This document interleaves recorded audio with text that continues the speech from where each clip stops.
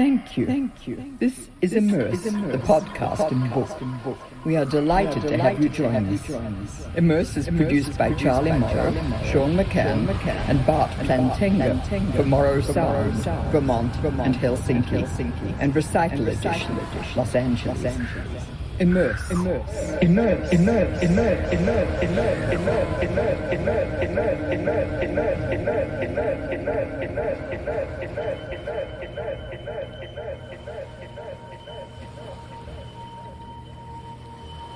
This is Charlie Morrow for Immerse. Sound, light, space. Sound, light, space. This is Immerse, the podcast and book. Monica Bolles already wears many hats. She's an artist, music producer, audio engineer, and composer who is very involved in three-dimensional environments and the creator of immersive experience, especially in full dome settings. She loves exploring the fusion of multimedia art, science, sound, and immersive environments that submerge the audience in multisensory, sonic, visual, and tactile sensations. She's owner of Resonant Interactions, a company specializing in building immersive environments. I first met Monica in Denver, Colorado, at an Immersive gathering about 10 years ago.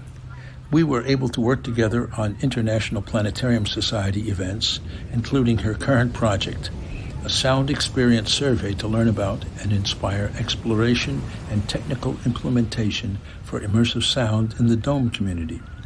So I'm very happy to have discussed immersion with her. Good to have you with us, Monica. My name is Monica Bolles. I'm a digital artist, audio engineer, and composer.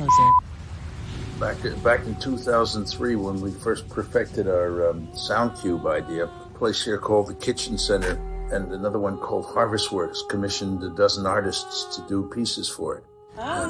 And we just presented them again last night at Harvest Works, and then it will go out to an art location called Governor's Island today through Sunday. So it's a kind of reunion. It's been nice because the engineer who, from the Harvest Works side, worked on it, has since written a book on immersive sound with his partner. He teaches at NYU. Oh yeah, Agnieszka? Yeah, right, exactly. So the two of them, this is Paul. I get Paul Geluso. Do you know him? No, I haven't met him. I've met Agnieszka though, and was talking with her. I put together a panel pitch for South by Southwest, and with her and some other women in spatial audio. Oh, is that for this coming year or the last year? For the coming year. So we'll have to see if we get accepted, but I think it's a strong panel. Oh, it sounds great. Well, I wish you well. Yeah. Well, she's going to be the head of the AES here. Yeah, and I have that book. Oh, you have it? Yes. Of course, I saw that come out. I was like, I need that book. Oh, there's another one that came out in Europe, also, I think, through the AES. A Danish guy who had been living in Finland, got his PhD there in spatial audio, and he's written a book as well.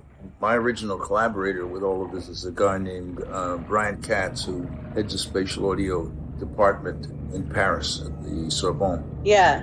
And he turned me on to this book.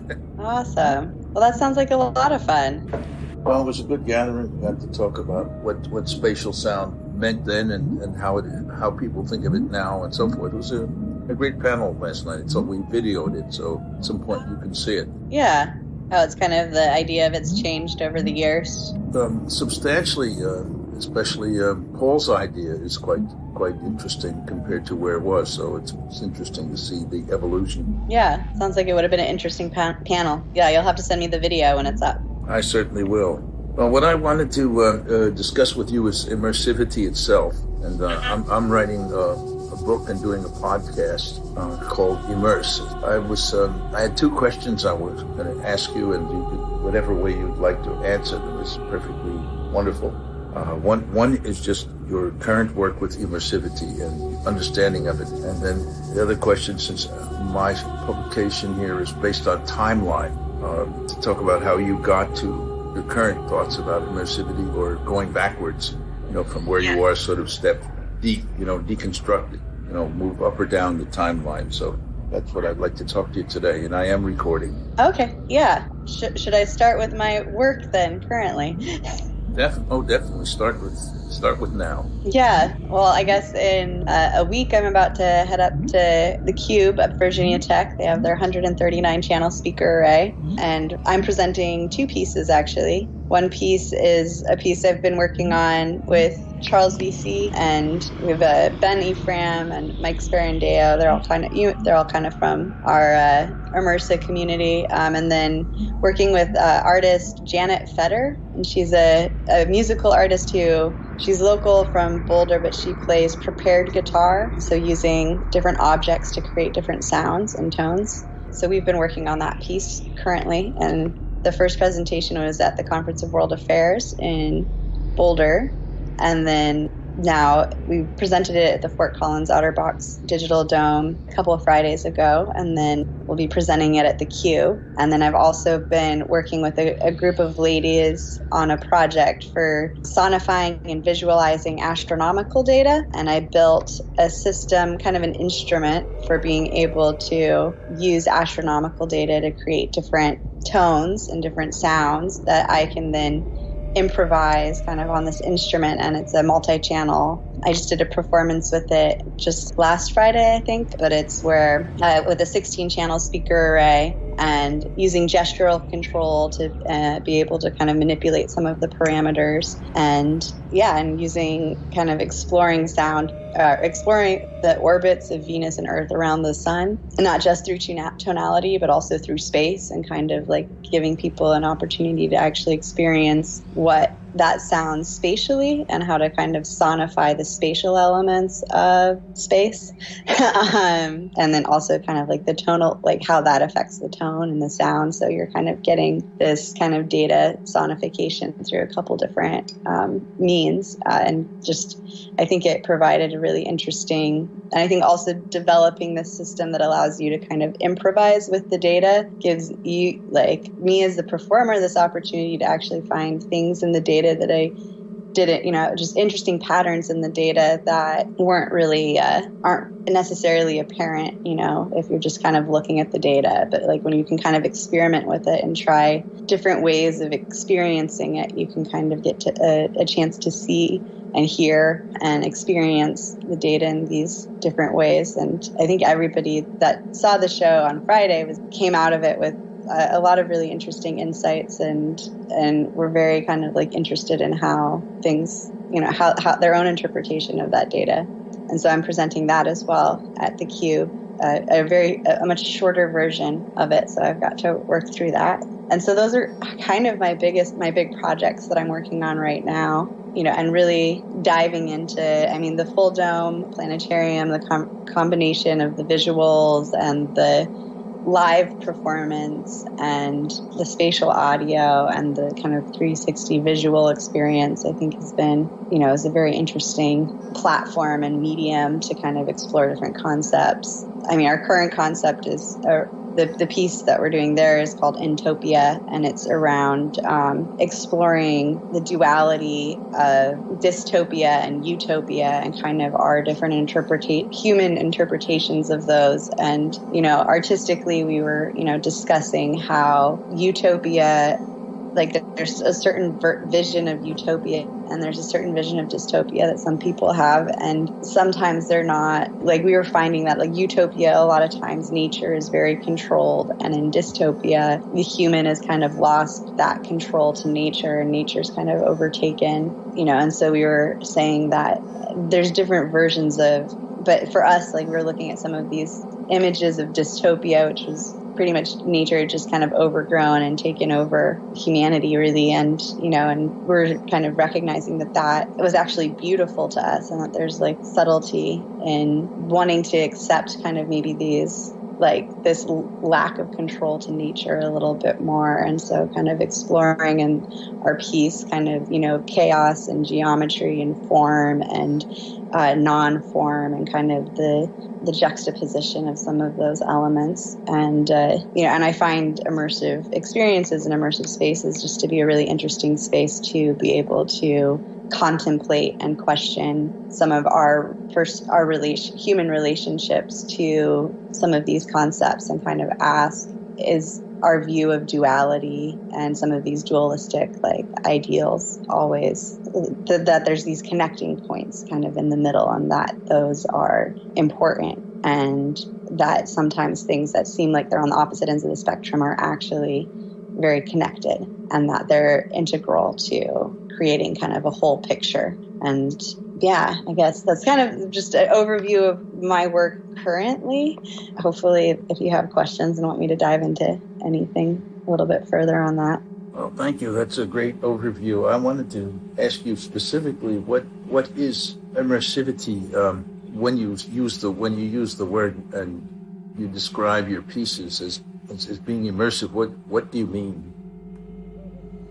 So I've actually been thinking a lot about this lately. I don't know if you read my Dome Tour post that I wrote, but it was about just kind of the overuse of the term immersive. And I think there's two different ways that we approach the term immersive. And, I guess, the Latin connotation of it, its initial definition was very much about submersion, and it's like submerging something in a fluid, and so there's this very 360-degree experience of submersion. Like if you're submerged in water, if you're submerged in a fluid, like you have a 360-degree sensory experience that's happening, but then we also use immersion and immerse as when we're talking about just getting lost in a field of study or lost in a book, or, it's like, we get immersed in a story, we get immersed in this experience. And it doesn't necessarily have to have this 360-degree connotation. It's more our mind kind of disconnecting from our reality and our present reality and just kind of moving beyond that, being in a different space than what our current reality is. Most of my work, it focuses on, attempting to get people to kind of disconnect from whatever their reality is. But I think it focuses mostly on the 360-degree nature of it, with the spatial audio, with the 360-degree projections, either like putting someone in a space that there's things going on all around them, and like there's this full 360-degree experience happening around them. Now, I don't work as much with VR or AR, which I kind of think are some of the more current. I know you're talking about how you're on a panel and how maybe this idea of spatialness has kind of evolved over time. And I know the current kind of conversations around immersion are very much, on the fields of VR, AR, XR, and, most of my experiences come out of the full dome world and the spatial audio world. So for me, it's a combination of a physical 360-degree experience and having things kind of completely surrounding the audience member. Yeah, so that for me in my work, a lot of the immersion comes from the 360-degree element and kind of submerging someone in an experience. Well, that's great. Well, would you now walk back or forward, your earliest immersive experience leading then to where you are, or a timeline from now, sort of walking back a step by step? I'll start at the beginning. Again, I've spent a lot of time thinking about why I'm so connected to creating these immersive experiences and why that's kind of what I've been drawn to artistically. And I realized the way that I sense and experience the world is very immersive, and the way I imagine, I have a very,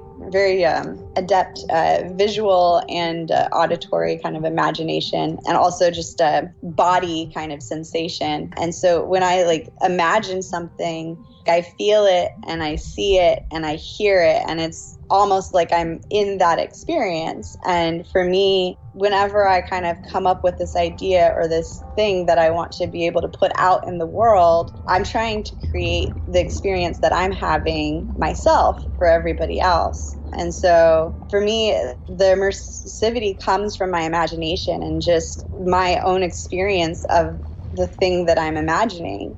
And I'm trying to communicate that as best as I can, which for me has become through this immersive kinds of technologies and worlds. So that's just from a very young standpoint, kind of, I think when I was little, I loved having parties at my parents' house, and having these themes and like decorating the whole house to this theme and having different stories that were happening in that space. I know, like when I was probably like 10, 11, I used to have these Halloween parties at my parents' house, and my brother would help, and I'd come up with these entire narratives, and we'd have these scavenger hunts across my parents' property, and we'd have all of these little clues that would like get someone from one place to another. And it was actually terrifying.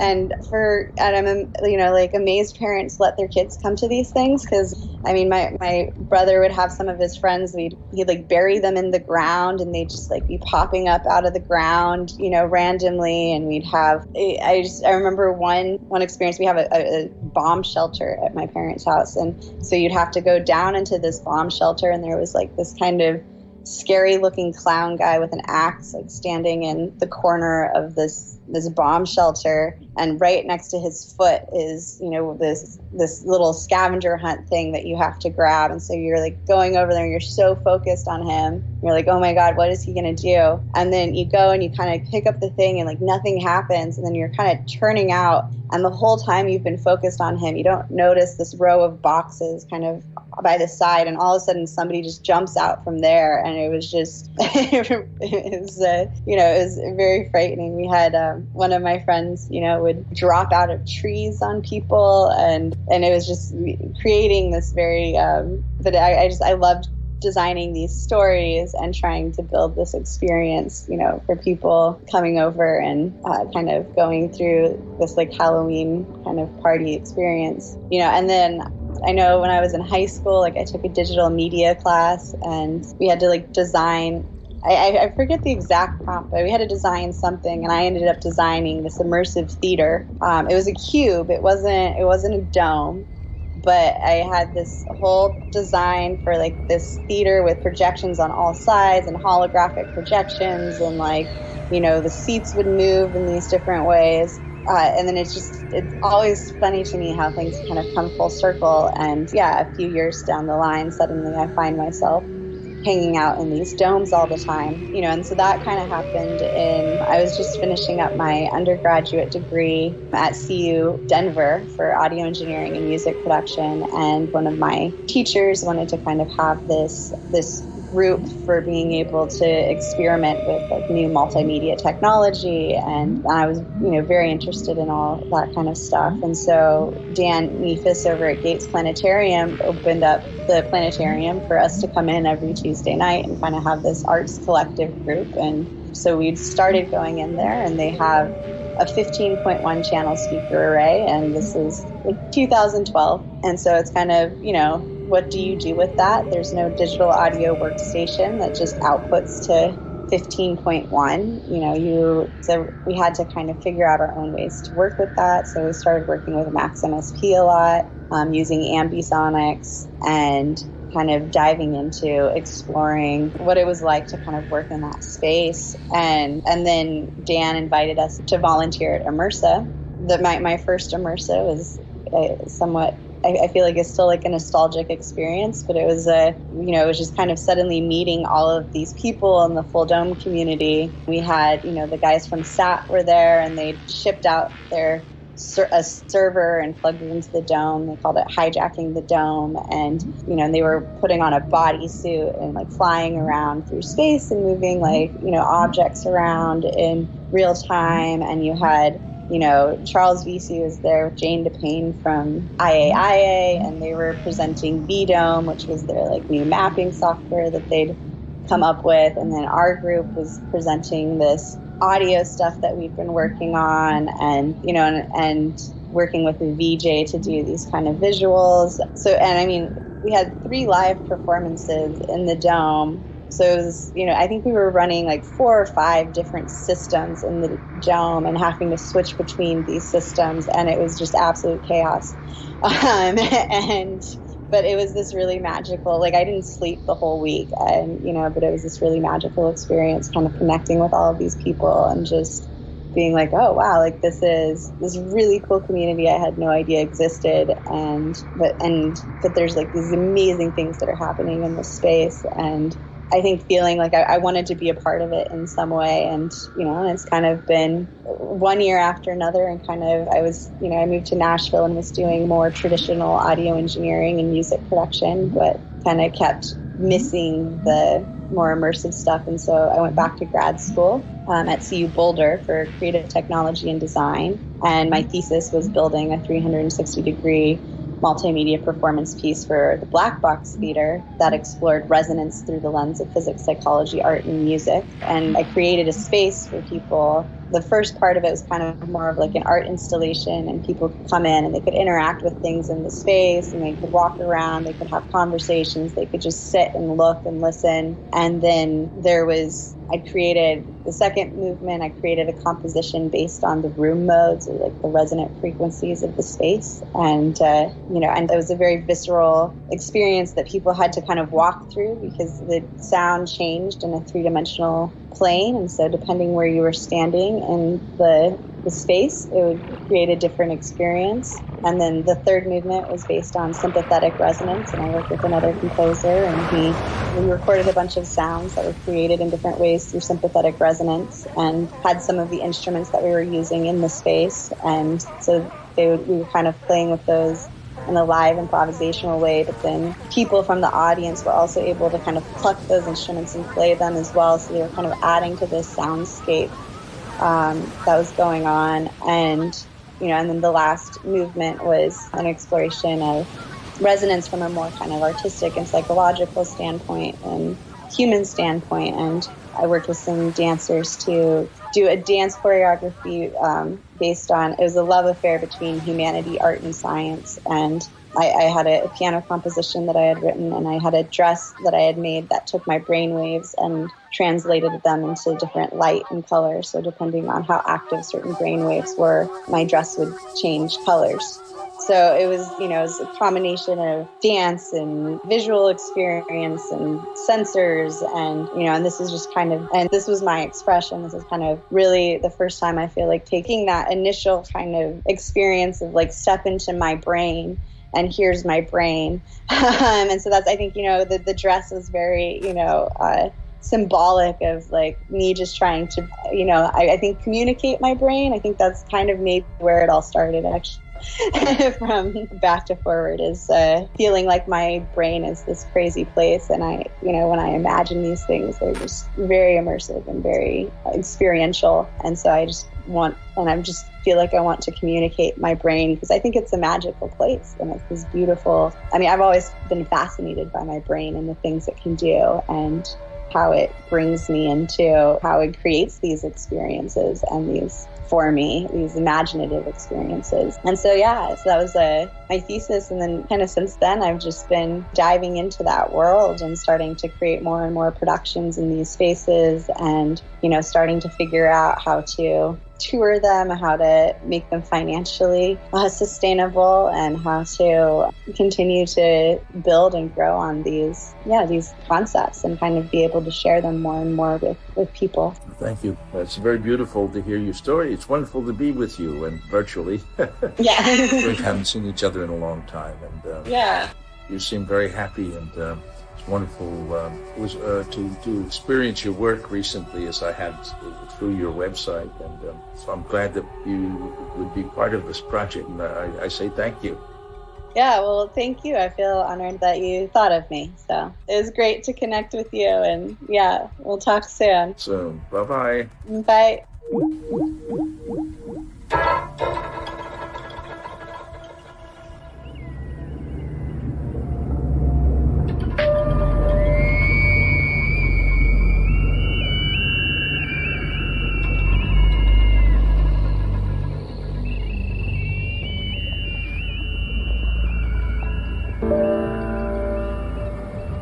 Thank you. This is Immersed, the podcast and book. Immersed is produced by Charlie Morrow, Sean McCann, and Bart Plantenga for Morrow Sound, Vermont and Helsinki, and Recital Edition, Los Angeles. An empty shell. fall back into the sea.